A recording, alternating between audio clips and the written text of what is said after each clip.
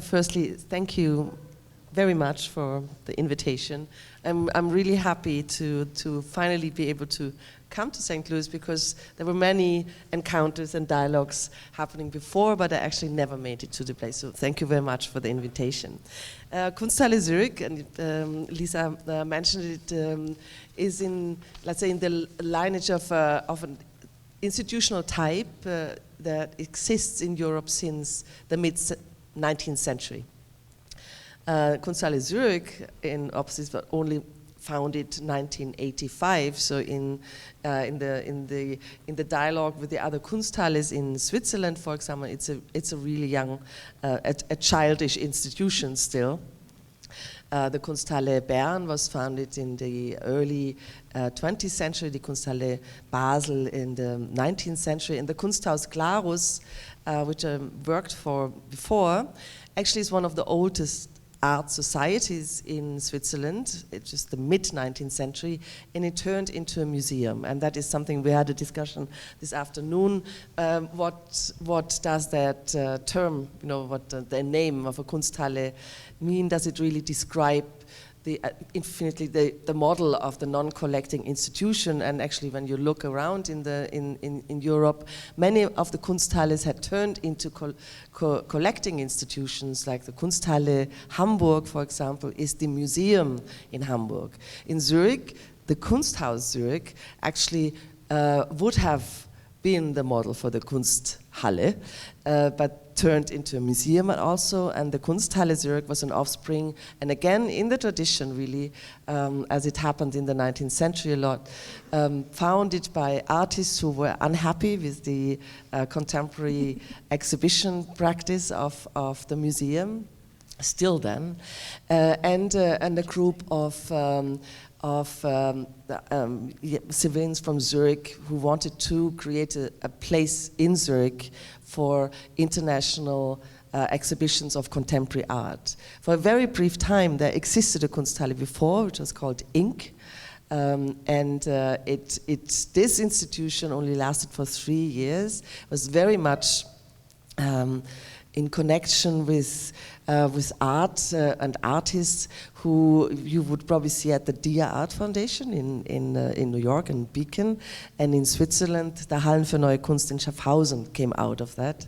And it took a long time for Zurich to really get to the place where they have a Kunsthalle which works in terms of the contemporary practice of exhibition making, driven by artists, and as an open space really in terms of a policy also.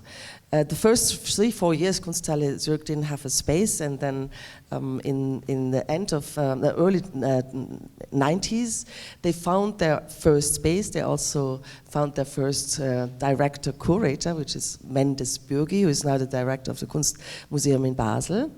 And this was the first time also in Zurich an international group, a group of galleries working internationally started to rise. And all of them moved in a former industrial area, which is a little bit further outside from the center.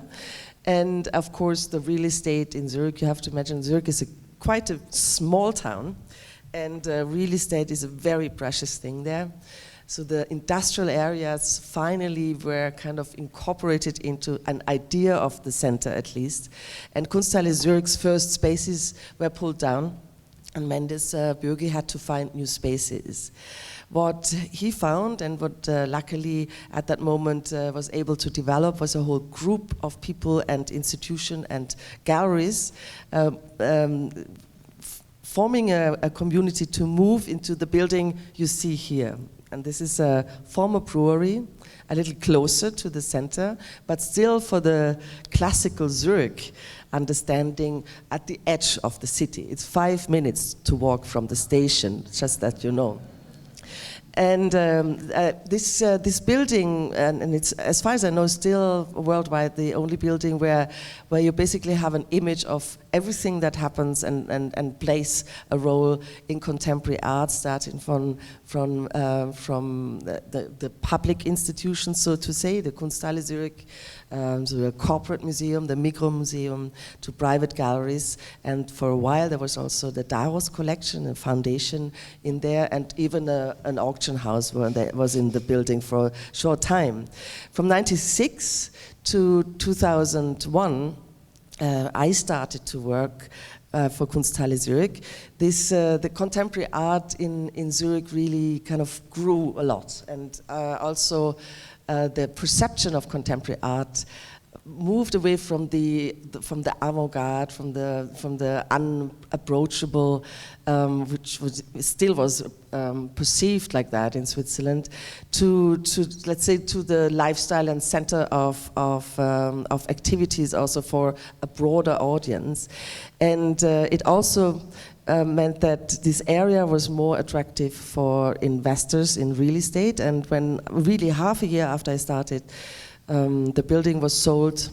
Breweries had a very great portfolio always in cities, because they not only had the factories, but they also would own the restaurants they would sell their beer to. So for the city locations, this was a really highly attractive portfolios of real estate. And this first company who bought the brewery was a development real estate company, and we made them do an architectural context. They wanted to build with their office builders, and we forced them really to look into the first change of a brewery, a former industrial site, into a place for contemporary art. And they understood, and greatly, Shigon Goya, quite famous Swiss architects, won the contest, and luckily, Mike Goya is very close with Kunsthalle Zürich, so we had a lot of influence and also a lot of dialogue in the planned development of the building. It took from 2003 to 2010 to finally make that building happen. And on the way, and I have to say that because we just got the last bad news about the building, what still has to be done. But it took 10 years really to realize and move back in and establish that as a permanent space and place for contemporary art. Kunsthalle Zürich is financially the weakest partner in the building, but we balance that out with senseless idealism always. And we went to, at the point, because I really was desperate, we were trying to find other sites, we were trying to find other building, and it was just not possible because real estate is very dense in Zurich. So we went to the city and asked them if they would be open to co-buy the building with us. And the Kunsthalle Zürich had to facilitate really the whole process, and luckily the city said yes, and we convinced the Migros to co-buy it with us, and we had a great plan in the beginning where the Kunsthalle actually would get money from the city of Zurich, but the real estate was too strong, so every contract we defined was broken because yet another, another mistake or some negotiation failed, and the real estate company had a chance to pull out again. And 2009 we almost gave up, and then we made a last attempt of formulating another model of co-ownership, which from one day to the other for Kunsthalle Zürich meant that instead of getting 5 million from the city of Zurich, we had to suddenly raise 13.5 million to bring into the project, which was quite an extreme detour and change of direction. But it happened, and what you see now with this white cube on top of the old brewery. This are the newest spaces of Kunsthalle Zürich, and when I let you into the slideshow, which I will start very soon and not comment because it's just to give you an impression what kind of shows we have been doing in the last 12, 13 years. You will see the inside and also the old spaces of Kunsthalle Zürich, which had been transformed twice now in my tenure. I start this now, and you can see the shows, and I talk a little bit more about the general outline of an institution like that. So Does it work? No, does not work. Why not? There, well, yeah. Here it comes. So when I started, as I said, this is Elmgren Dragset, so it was the first transformation, and I say something about that show because I think it's kind of a conceptual red line that for me at least follows and also carries these institutions through. This is that whatever you can think of a Kunsthalle, whatever you thought and whatever you think it's defined by, is probably not true in the end. The only thing which is true is that this is the type of institution which really enables a continuous thinking with the artist and thinking with the possibility of change and adoption of not only a space but a place and also an institutional concept towards whatever the contemporary moment asks for. I do think the original foundations of art societies and Kunsthalles had the great advantage that they would be initiated with desires and needs from artists. And Isa Gensken, the great German artist, always says, when you go to public space, you have to look at what is missing. And then you have to find a way of implanting or at least discussing what is missing. And you have to enable an institution like Kunstverein or Kunsthalle, and I assume also an institution like this museum here, continuously to rethink itself and to insist, and I really deeply believe that this is a political act, insisting on this societal space as a space of freedom and also a space of responsibility towards an openness to be kept for a society and for the artists, of course, firstly, but for a society to encounter this continuously anew. As said, Kunsthalle Zürich is only founded in 1985.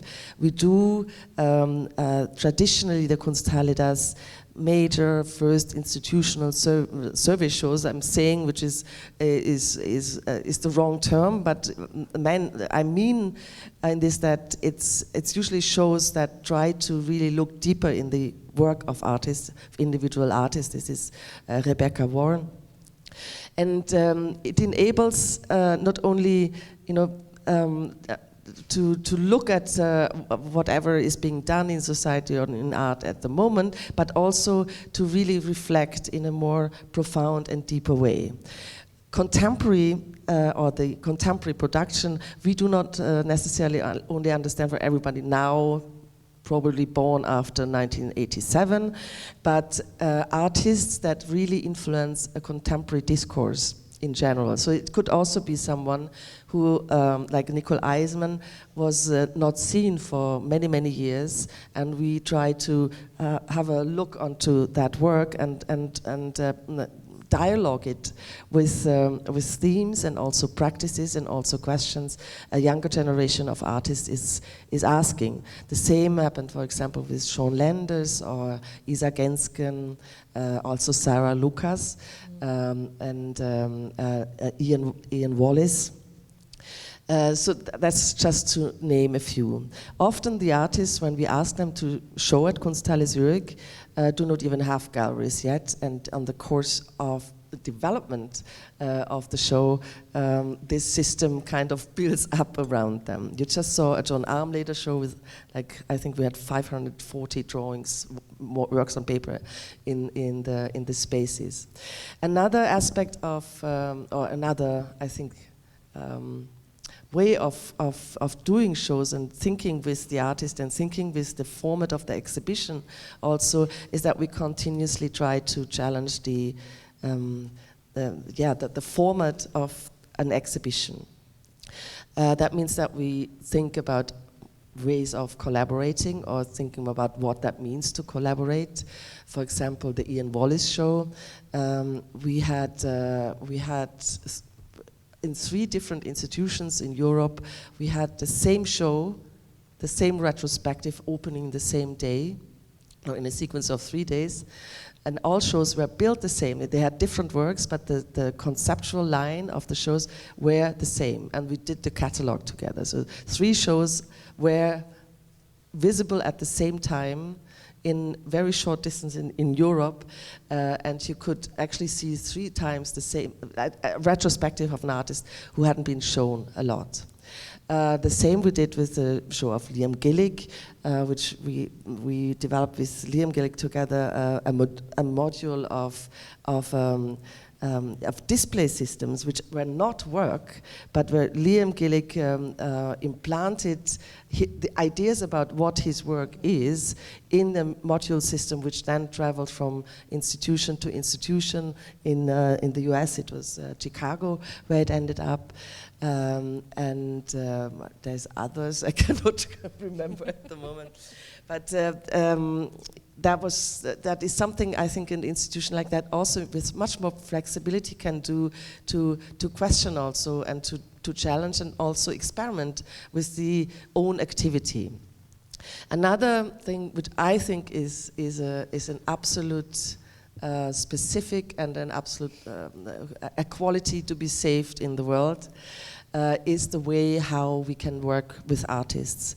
And at the very beginning you saw a show which was called No Ghost, Just a Shell, where for the first time all the projects Philippe Parino and Pierre Wick had developed with this figure, this manga figure, Anli, for the first time came together. And the show was not a representation of the works really, but turned into a new model, a new chapter and a new work really of this project they had followed for 6 years then. Another project you will soon see is a project which is kind of a hidden reversed. This is Nicole Eisenmann's show here. You see, that was the drawing clinic where she brought in boxes all the drawings she was not happy with, and there was of course also an installation of drawings she liked, but the boxes were filled with drawings she didn't like, and she invited artists from Zurich to correct her drawings during the duration of the show, which was a really fantastic project. The other project I wanted to talk about is a project which was called Non-Solo, Non-Group. And I had intentionally invited 4 artists of whom I knew that they will invite other artists. So it was kind of a mean way of creating 4 solo shows, knowing that a huge group show will happen out of it. And it was Ei Arakawa, Kerstin Breitsch, God, my brain, Clara Lidén und I forgot. Anyhow, they brought a whole group of artists together, and this is Kai Althoff, by the way. And we said, let's not ship work. And in the 10 days, we had shipped a few works, but in the 10 days we usually have for installation, basically they produced works on site in collaborative ways or in also in solo versions. And the Thursday before the opening, this is Liam Gillick, on Friday, the question came up how that turns into a show and what the aspect of curation would mean in that. And it was very interesting to change from production to curation, and it was, I think, it was a very interesting moment also for the artists to see that suddenly when you did produce something, you turn it into something which is it is turning into display. And we had long discussions about whether something can stop, or if the opening is the moment where something stops or something starts. I should probably say a few things about the general outlines of conditions of Kunsthalle Zürich. As said, it's based on an art society. We have altogether budget from 2.7 million now. This is not a lot. We produce about 6 to 9 shows a year, and for most of the shows a catalog also, because we find that very important. 70% of that money, and this is one of the big myths one always thinks about Switzerland, 70% of that is financed privately, and the rest is public subsidies, the city and the county. And this is being done with a core team of 7 people. And as you know, I'm as well the director and the chief curator, but I'm also the fundraiser for the institution. Did I say that we're 7 people in the core team? And altogether there's about 45 people, of course, with the technicians and the guards and the security. But it is a very slim institution. And when we did the extension and also the building process, we had long discussions about does that mean that we have to enlarge the institution? And I thought it was very, very important for the way how an institution like a Kunsthalle can function and should function to keep that as slim as it's been before. And that is maybe the moment I should give over to Amy. I think there's lots of time later to talk about more things.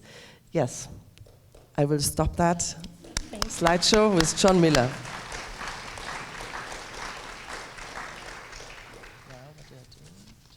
Maybe we should just switch. Should we switch places? Yeah. Does that make sense? Okay.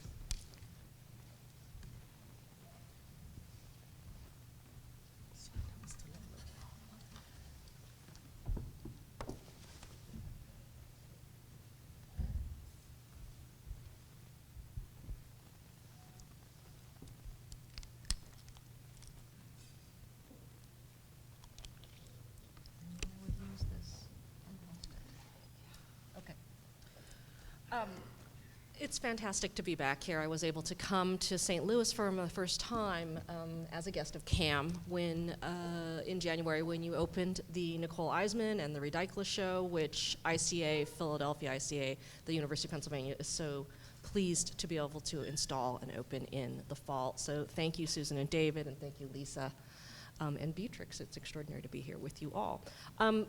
Very quickly, I want to give a tour of just some of the highlights of ICA's extraordinary exhibition history, then speak a little bit about myself and the ongoing ways we are trying to define or constantly redefining ICA, and lastly, to talk about how our history guides our vision for the non-collecting museum that is ICA. This is a book cover from 1966, New Art in Philadelphia. ICA, the Institute of Contemporary Art, was founded at the University of Pennsylvania in 1963 by the Dean of Architecture, Holmes Perkins, I know that there's at least one Penn alum here. His goal at the time in 63 was that the Institute would show new and happening art, and it was originally listed as a research center for the School of Design. Something that we found recently in the architecture archives, and it's something I think that our team has really grasped onto. The first exhibition, and I think what you can see here is an attempt at a first ICA logo, was in 1963, and it was the work of Clifford Still, installed here in Furness-designed building under the stairwell. But really much more well known was the 1964 first museum exhibition of Andy Warhol. I didn't pull any slides here, but this is Andy and Edie, and the man with the fantastic facial hair is the second ICA director, Sam Green, who, those of you who may be familiar, he was quite the impresario, really passed himself off as kin to Dick Bellamy. He loved having Sam Green at the Green Gallery on the letterhead. And to kick this off, this 1964 museum presentation of Andy's work, they sent out over 2,000 invitations. So they knew that this would be so packed, no one could get in. It was a mob scene. In fact, Edie and Andy had to climb the stairwell to escape the mob, and eventually a fire department was called in from the University of Pennsylvania, cut open the roof, and they escaped through the roof. So the shows that are significant for ICA are also, I guess more importantly, It's because they're significant for the artists. This is an invitation from the 1973 show of Agnes Martin. For those of you familiar, this is a time in which Agnes Martin was extremely disaffected with the art world, or perhaps she continued to be her entire career. But she was leaving New York and she had stopped painting. She developed a correspondence relationship with Susanne Delahanty, who someone recently told me was the longest standing female art museum director in the US, who was a very new museum director at the time when she was at ICA. And they produced this extraordinary exhibition. I still meet people in Philadelphia who remember Agnes speaking in Philadelphia, sitting in the corner and speaking very quietly. The lecture that she gave was later published. This is 1957, Water Sign. And in 1977, ICA presented Processions, a show by Paul Tech. So we have several of the slides here. Again, something significant for the artist, someone now widely recognized, but in '77, it wasn't necessarily understood the way that this was a landmark show for Paul Tech. I myself was familiar with Paul Tech's work from my time at Visual Aids, where we archived the work through a slide library, through an image library of HIV-positive artists that had died of AIDS, as well as those who were living with AIDS. And that's where I was thinking about Paul's work, but I didn't know about this exhibition itself and the significance of it for Tech until reading Mike Kelly's reference specifically to this ICA show. And I think this piece was in the Whitney retrospect. It's a meat piece with Brillo box. Robert Mapplethorpe in 1988, I'm kind of just jumping decade to decade, The Perfect Moment, which included both, curated by Janet Carden, and included both his flower pieces and the X portfolio. It was greeted and celebrated in the press and by the Philadelphia audiences as just an extremely beautiful show. And it wasn't until it left Philadelphia that it became the poster child for the culture wars. And in 1998, Judith Tannenbaum curated the first exhibition, Unbecoming, of Glenn Ligon. So again, another first museum exhibition of a major American artist. These extraordinary conversations that are in our archives between Glenn challenging Judith Tannenbaum and challenging her for asking to outreach to the Black intellectual class in Philadelphia. But the show itself he was extremely pleased with, and we'll see as we go forward a little bit there. So in October 17th, 2013, was exactly 1 year into my tenure at ICA, and we celebrated the 50th anniversary of the Institute of Contemporary Art.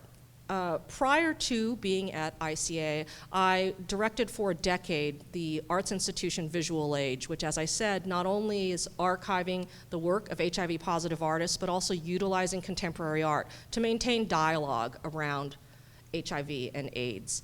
And Visual Aids functions without a building. So every project we did, whether those were exhibitions, publications, events, artist commissions, artist projects, ephemera, or artist like ephemera that we would create, all these things had to be done through collaborations. And we collaborated both with the museums and galleries in New York, as well as educational institutions, or even cultural centers, or even at times hospitals. So I think that my background there is something that was interesting to ICA. In the 23 years that I lived in New York, I really looked towards the alternative spaces and the artist-run spaces, the White Columns, the artist space, at the time PS1 and the Clock Tower, or Franklin Furnace and Martha Wilson's work.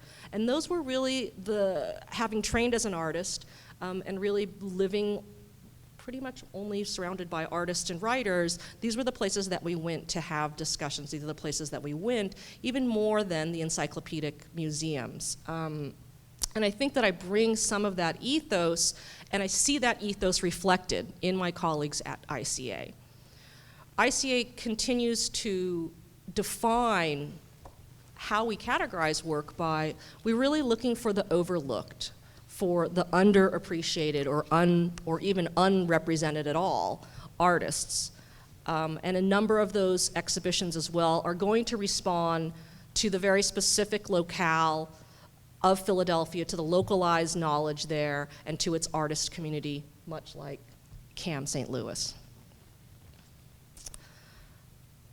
this is where we're going to have some problems. So how do we continue to understand the institution's history at ICA? This is a picture of Glenn Ligon working with a class, an art history class that is a seminar of freshmen at Penn who take a year-long art history seminar. The first year they study an exhibition from ICA's 50-year history, or the first, semester. And in the second semester, they apply that knowledge to curating an exhibition in our space. So they chose Glenn Ligon's Unbecoming show, but rather than responding to the identity politics of the show and really coming out of an opportunity to go to Glenn's studio where he generously spoke with this group of Penn freshmen for about 3 hours, and talked about the music he was listening to, which was Steve Reich, and showed them some never before seen drawings. They created this extraordinary exhibition with Glenn's work, with Stephen Reich, and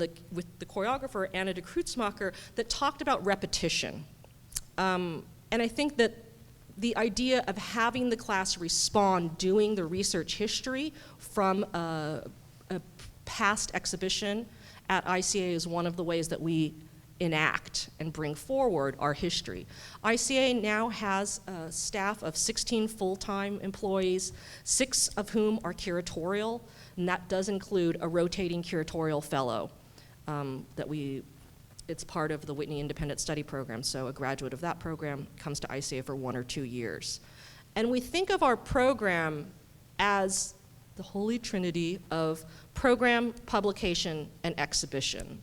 So prior to my tenure, the curatorial team and the director at the time collapsed or eliminated an education department, hiring instead a curator of programs. And so everything stems from the curatorial team, and all of those things are worked out together, that the publications, the public programs and events, and the exhibitions are all different ways for artists to present their work and for us to form dialogue around the ideas presented by those artists. We have 10,000 square feet of gallery space, and we sort of colonize every interstitial space from the hallways and the mezzanine levels and the ramps that one walks up and down.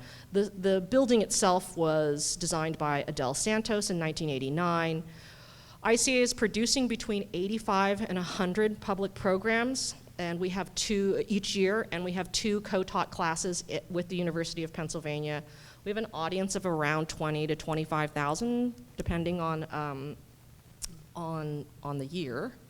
And about 25% of those are affiliated with the university. 65% of our audience, this was based on our last survey, is under 40. So it's a really very interesting mix. While I think there's a lot of international arts travelers, we're also working very hard to bring in the greater Philadelphia area. In Philadelphia, ICA is the only standalone contemporary institution in the greater Philadelphia area. So that's something that we constantly grapple with and think about. Other ways that we are engaging our own history. This is the website front page for a program that ran for 2 years. And it was a program that directly engaged our history, and it was called Excursus. Basically, artists, publishers, and designers were invited into residence. They used the ICA archives, displayed them, and they created flexible space for events and helped program that space as a response to the exhibitions that were happening in our gallery space. So not only did they display some of the archival works, but they would even do things like make available as PDFs catalogs that were out of print. And the whole idea is there in the little logo, which is art, archive, conversation, and design. This is a selection of some of the archival works that was made by East of Borneo, which is a Los Angeles collective. So they're just selecting and displaying some of the things from the archives. So what we think about when we're thinking of this trinity of programs, exhibitions, and publications, and how we make the decisions about what works and what artists and what ideas we're working with, have a lot to do with looking for things and looking for ideas and artworks that have not yet been digested by the market or by criticism. We are aligned with the University of Pennsylvania, And through long-term endowment, we are free. It's an admission free, and in fact, ICA has taken up the no more free for all, which sometimes makes us sound like a yard sale, but I like it, as an unofficial motto. And in that way, because of the admission free status, and because I think of this as part of the mission, I see ICA as a public institution at a private university. So those of you familiar with the Penn campus know that it's a very open campus, but that the University of Pennsylvania, as an Ivy League institution in West Philadelphia, has also had a very rocky relationship with the city and continues to really be, for many, many years, the University of Pennsylvania was the #1 employer in the city of Philadelphia. It was for many years the #1 employer in the state of Pennsylvania until Walmart came in. But ICA is a public institution, and it's a public space, and in that way we also think of it as a civic institution. And some of the questions I think Beatrix was talking about are ones that we grapple with as well. Something else that I could see from the outside when I would look at ICA, and I understand more now that I've been there a year and a half, is it's not that that the admission-free status and our relationship with the university free us up from evaluating purely on numbers, purely on attendance numbers, but rather we have this idea that we could have differently scaled events, and that from that, viewers will have different experiences. The idea of creating something like Excursus, here we're looking at a picture of folks on our mezzanine, and that you could come and attend a lecture with 10 or 12 people. That's such a different experience than going on a gallery tour with 200 people. And like Beatrix was saying, one of the things that we ask continually are questions about exhibition making itself. And I think that it's part of the nimbleness of ICA and part of its mission that we continue to explore these questions.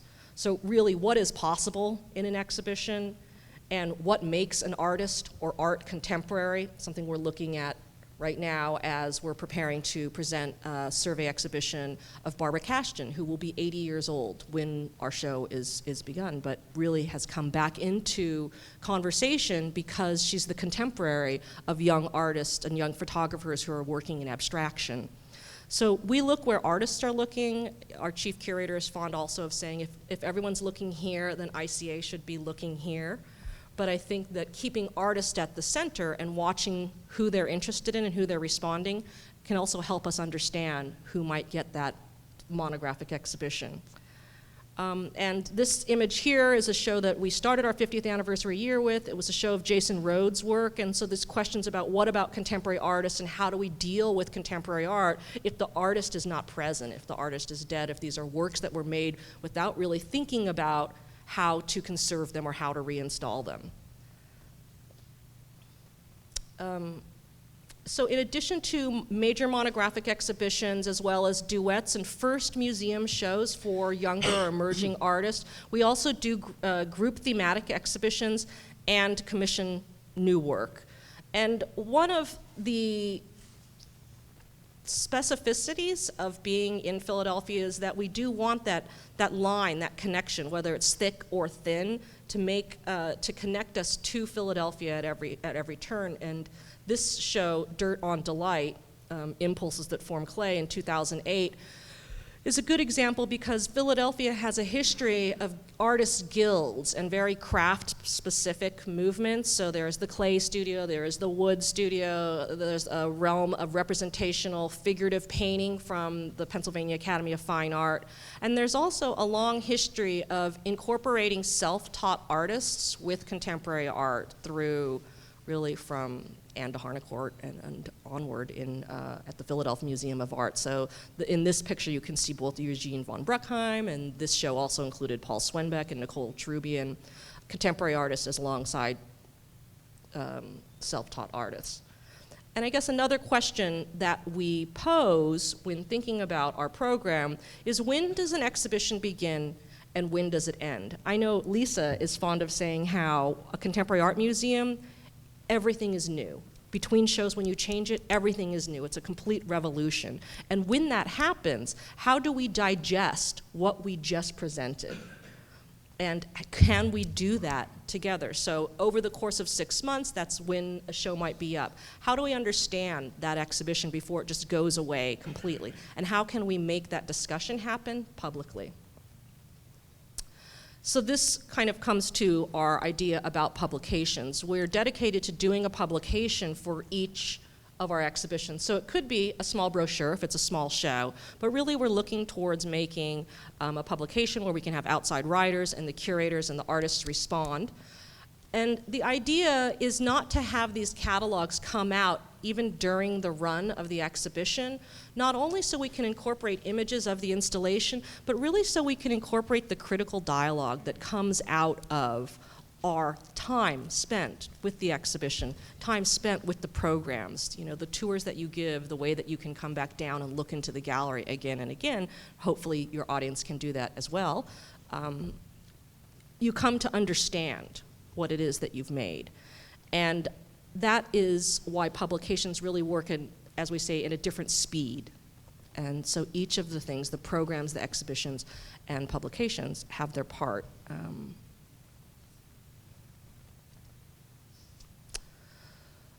In addition to our curated exhibitions, we bring in outside viewpoints, and again, I think it's something that's significant for ICA, but more so significant for artists, and that is that we ask artists every 3 to 4 years through an endowment of Keith and Kathy Sachs to be a guest curator. The first show in this series was Ensemble, curated by Christian Markley. The second, Set Pieces by Virgil Marty, where Virgil worked with the Philadelphia Museum of Art and the work in their archives to reinstall that. So Joe Rischel at the Philadelphia Museum of Art was extremely helpful in that, and it was an extraordinary installation.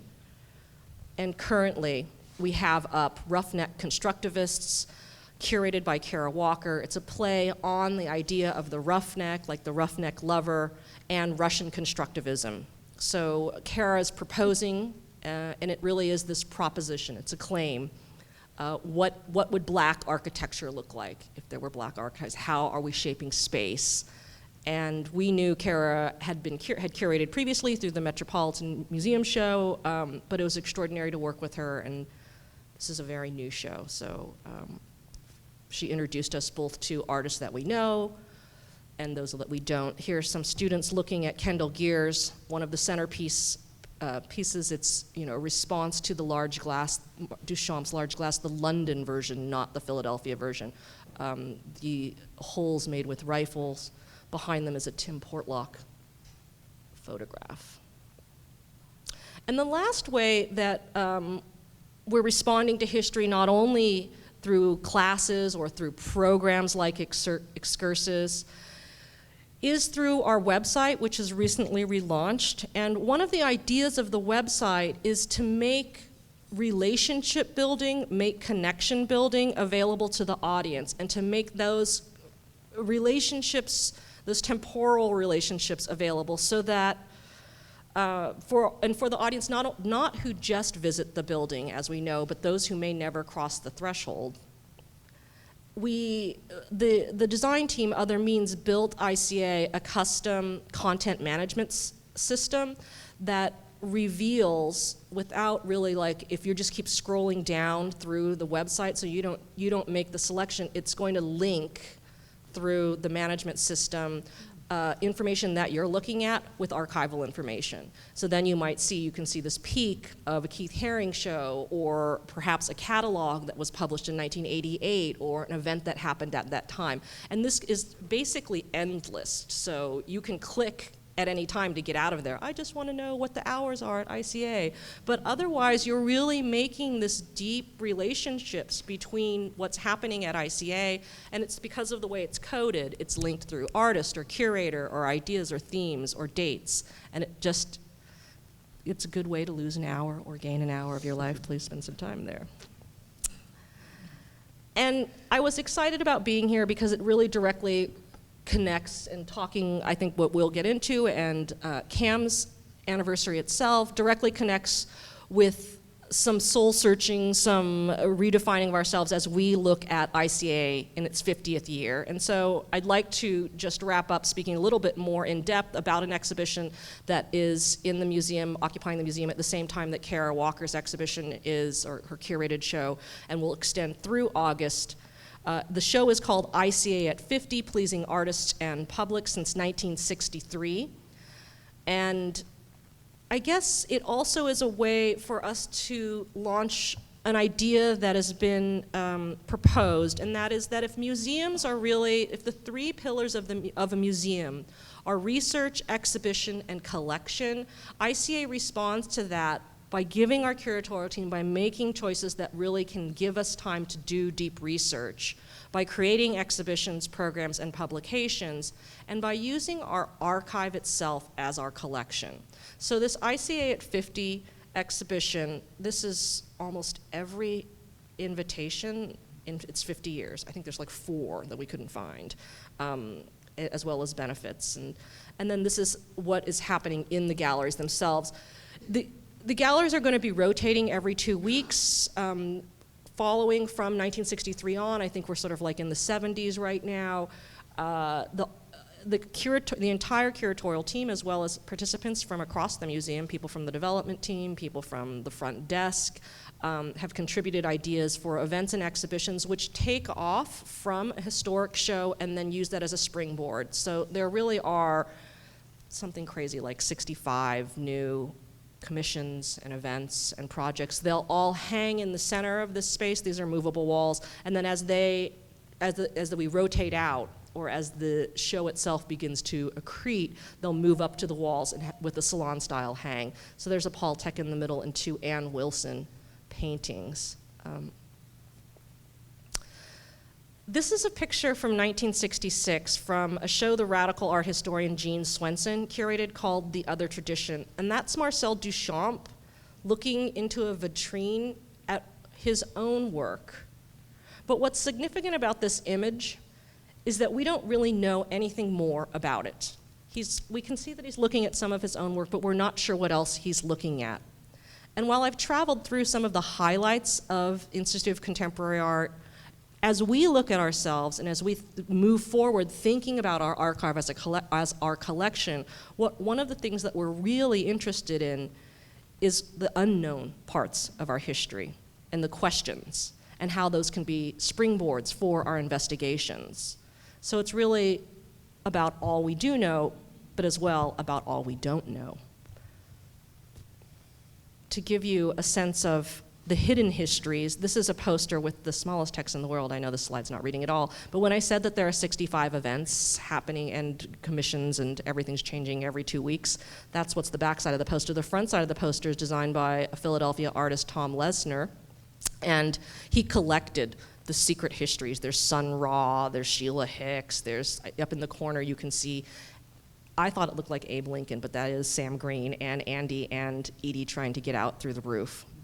In the center you see Yoko Ono, who was, when her piece was installed, the phone would ring and sometimes, she would call the gallery, and our guard who's standing there, our beloved longtime guard, was so excited when she was able to pick up the phone. So I wanted to end by returning to a story that the donor who endowed my position, Dan Dietrich, told me when I first began at ICA. This is correspondence between Susanne Delahanty and Agnes Martin. So Agnes Martin was so pleased not only with the exhibition, but with the catalog, as we all know, notoriously impossible to photograph and reproduce Martin's works, but the catalog and the opportunity she had to work out some of her ideas with the audience of Penn students when she gave a lecture. So pleased she was that she wanted to leave her archives to the Institute of Contemporary Art, and that was the plan for many, many years. We are currently in our third space, and this is our permanent home at 36th and Sanson, the Adele Santos building. But when the board of directors was looking at other spaces, when they had grown out of basically being in the lobby of the School of Design, the university took them all over West Philadelphia into really extremely inappropriate buildings like a burnt out church, way like 2 miles from the main campus. And it wasn't until the board said, no, here's a spot, 36th and Stanton, there's a parking lot there. That's the spot we want. That's the spot we should be able to have the Contemporary Art Museum. And the university said, well, sure, but you don't have the money to build that building. And that's when the reveal was they did. They had an endowment that Agnes Martin had set up from the sale of the show that she did before she moved to New Mexico, and in lieu of really putting her full archive with the Institute of Contemporary Art, that endowment helped us build. Adele Santos was the building in 1989-90, and so Adele Santos was an architect who was also the dean of the architecture school. And I do think that it's appropriate to maybe end my talk and begin our conversation. And I love that this is a house that artists built and that the artists themselves are rooted in the foundations of ICAs. Thank you.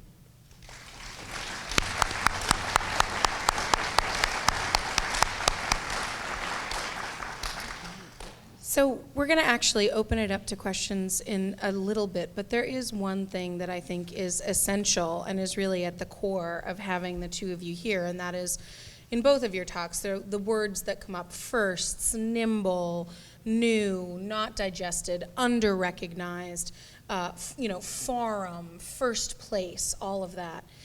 And the major question that really is about the context that we're talking here is, why does a place that doesn't collect, why is it able to do this kind of work in a way that maybe places that do collect cannot? Why can it be nimble? Why does it have firsts? Is it about risk? Is it about the propensity for risk? Is it about scope and scale and, in some cases, just the simple lack of bureaucracy that comes with a kind of lean, as Beatrix says, place? Mm-hmm. And that is the question that is set to us, because I would say very much that in describing this institution, I would use almost exactly the same kind of language that you have both used.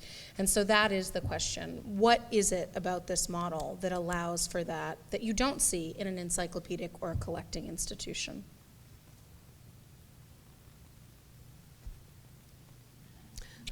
I really do think it has to do with the construction of the institution in terms of staff and first of all, really also intention and ethics. Mm-hmm. Also. And of course, since the foundations of the art societies and the Kunsthalles, the museums have changed as well. They all have. They do contemporary programs. Mm-hmm. The good museums and the good museum directors and curators always collected contemporary, but they often still do it in terms of a project space. And we've just been there today in the St. Louis Art Museum. It's a fantastic collection, and contemporary art has a huge space in there. But I really do believe that this type of institution, and we're talking already about 3 different types of non-collecting or versions of non-collecting institutions, the actual way how we allow the artists to take place, mm-hmm. and how we design our processes around the artist's needs and the artist's intentions and the artist's processes, really, that is just not possible in a larger or any museum with a collection. Yeah. That has to have that sort of stability. I think it's not so. I think it has to do with the organism, with the size of the organism, and it would be impossible for a museum to wait. To still think about shipping a week before the show opens, or to. We had in the last installation, we found out in the process that what was planned does not function. So the technical team is ready to change things 2 nights before the opening, and to really do it differently again, and I think that's not only part of a size, but also of declared intention and a flexibility which is just different and not possible in a larger organism. I think it has to be in our DNA too, to make it possible, you know, and someone asked me to describe my job, and I said, well, I basically, like, I do the realistic things so that some other people can do unrealistic things. Like, I solve the problems so other people can create more problems. Mm-hmm. And it should be like in the DNA of the institution to respond to and enable artists to go beyond their own practice and to take up something that they wouldn't be able to do without institutional support. So, you know, the museum itself is a box. I mean, literally, like the Adele Santos building is kind of this crazy postmodern building. But inside, you know, we just move everything. We'll change everything. And I mean, that's what's exciting. And I think when artists can grab a hold of that and when we respond as a whole institution, that's where things get exciting. So I think, you know, while I completely appreciate, and most really successful contemporary arts or non-collecting institutions are in locales that also have extraordinary encyclopedic collections. And I certainly can't imagine not being near a collection that I can really go back to and a history that somebody's built and is caring for. Maybe another reason we work this way is, I don't know, Patty Chang was just saying, you know, we're all schooled, Amy, like we are schooled in post-structuralism, so that's just where we come from. But this idea that there's not a grand narrative, there's not one single narrative, that there are many histories and that they're being built and explored and tried out in the galleries, and those are changing. So how we understand history, which is, you know, what I think a collection is about. It's about trying to tell a story about a culture and a time, and then preserve that. Yeah, plus, I mean, there is also other responsibilities. Mm-hmm. You know, you have to take on, and I think that is great. But it asks for a different process and a different working structure, really. And I think the virtual archives, and I think it's really beautiful how you work with the archive of the ICA there. But there is a virtual archive being built up in the history of the institution, and there is physicality happening in the context this took place in. Things go into collections, things go into museum collections. So there is traces of the physical and material as well. And I think that is so it's kind of a network extending into the actual place as well. That was, you know, it's interesting. Elsa Longhauser, who's the director at the Santa Monica Museum of Art, always said that non-collecting institutions are actually collections of ideas. That's where the collecting actually happens, is in the repository of knowledge, information, and that's why things like publications become so important, because otherwise it's ephemeral, it's gone. But just one final question for you guys that I think links up with everything you've spoken about. So, on the one hand, if this is indeed the laboratory for artists, right, this creates a space of possibility for the laboratory of artists, I think that is absolutely true, but I would also posit that maybe in a funny way, we have a different kind of responsibility to our public, because when you are collecting, what you said is, you have a responsibility to the artwork, you have a responsibility for posterity, you have a responsibility for, you know, conservancy and care and all of those things. And instead, our responsibilities are much more singularly attached both to the artists that are making a work, but also to the public who views it, right? And the second thing that I'd just be curious, and then we can open it up, is given the fact that you are so, we are in many ways dependent upon our encyclopedic sisters, you know, what is the relationship between these institutions and that? Why should there be these two models existing in these cities at the same time, right down the road from one another? I mean, one element definitely is that to allow oneself, and also I think I try to say that I'm probably not finding the right words in English, to insist on that political space. I consider that a political space to say, yes, we put before representation or confirmation or the canon. If you stick with the canon, there is no development. So you have to insist on experimentation, and that does not mean that one is irresponsible.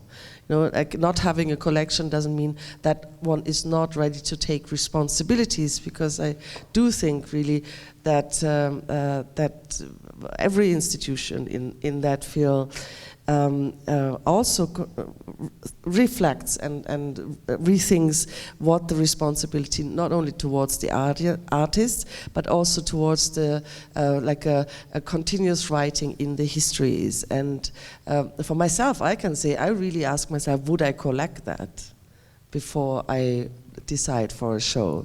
So there is, and of course we can never be sure, and we cannot predict the future.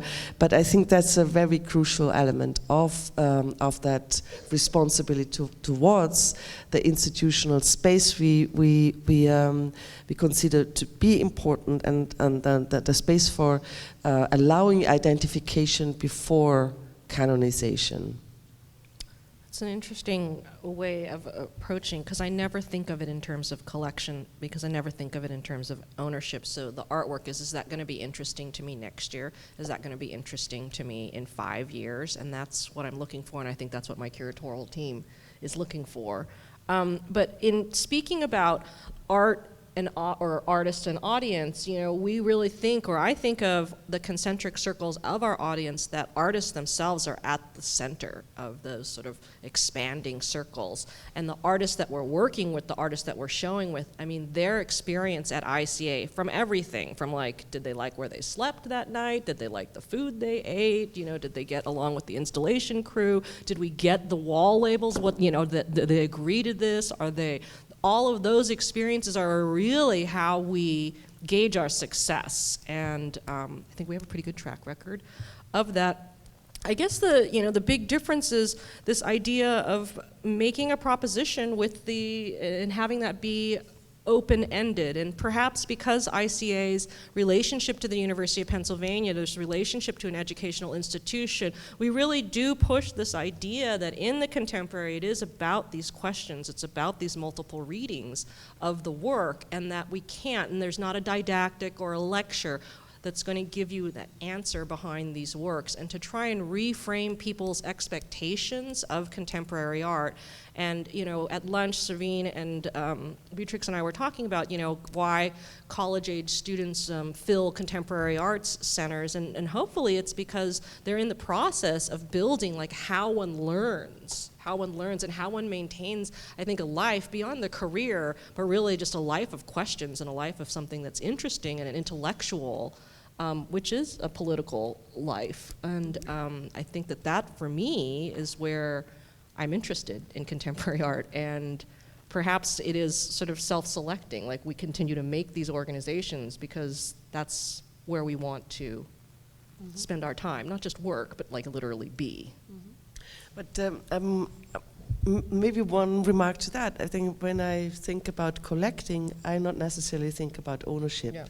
I think about the histories that are being written, and also our histories, and not only the histories of works, but our histories. And I think it's very crucial not only to learn about them, but also to unlearn and to take that in the same responsibility further in experimentation, but also in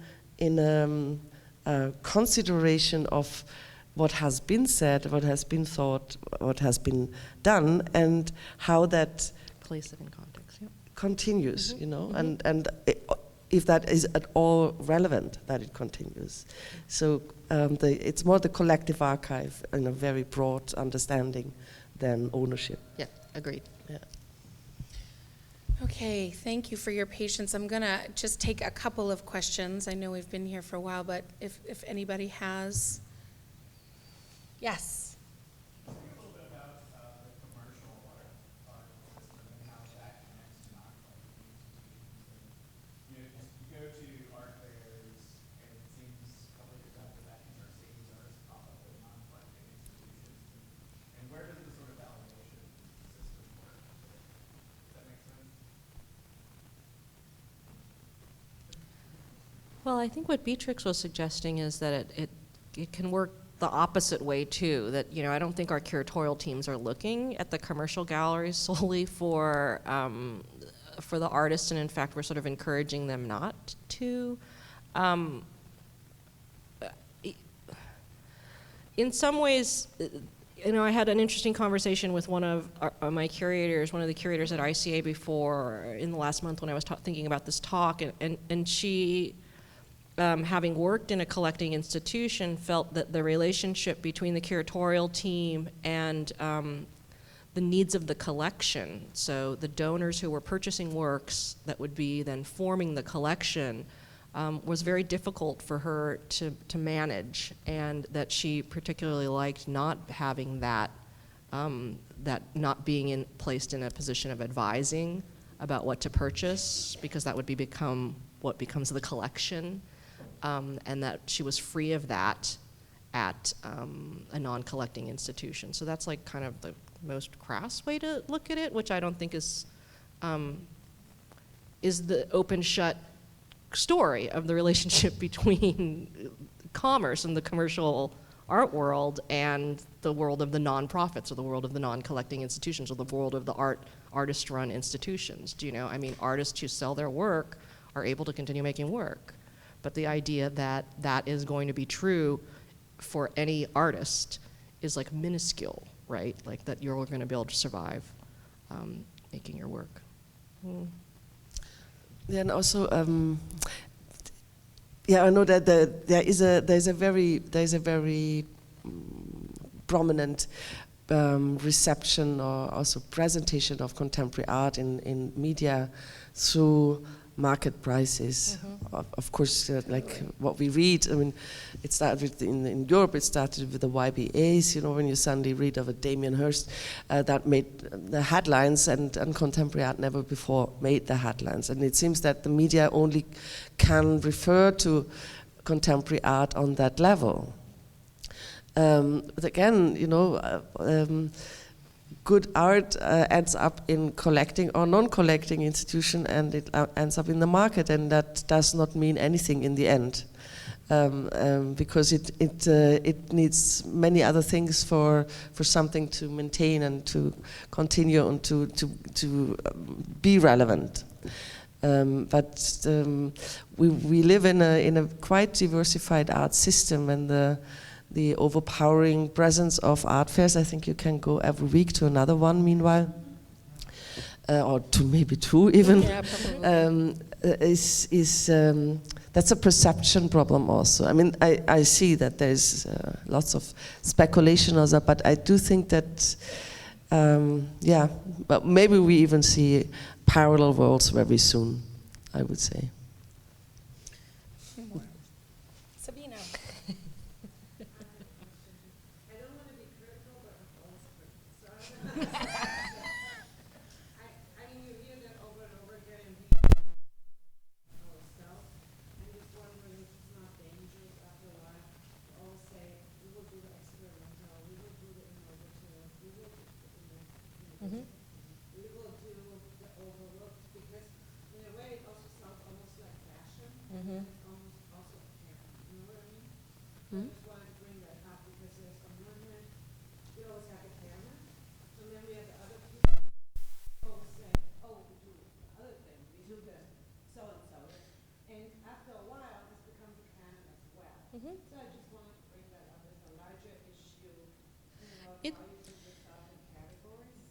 And our work is to historicize those artists. I think that my work at Visual Aids, working with a completely uncurated archive. So Visual Aids would archive the work of anyone who called themselves an artist and who was either HIV positive or was the estate of an artist who had died, who had been HIV positive. I mean, that's something radical and difficult too, you know, like why would my dear friend from the South Bronx, Mark Carter, be next to Felix Gonzalez Torres's work? And what the heck do they have in common, you know? And yet this was more of a political agenda about historicizing that work. And I think that those are the choices that we're making. So by taking Barbara Cashton's work, and it may be she's come back into conversation in the contemporary because of these construct pieces she made in the 70s, and they look very much like the abstract photography that Sarah Vanderbeek and Eileen Quinlan and Walid are making. But trying to say that at each section, I mean, at each point in her career, each of the series were contemporary and are contemporary, but we're also trying to historicize her. We don't want the history to be written and for Barbara not to be a part of it. So, you know, we're making those bridges into the canon. And I certainly Hopefully. think, Sabina, you're quite right that I think that, you know, the mantra of new, next, now, in many ways can be true for institutions like ours because they are smaller, more nimble, and all of that.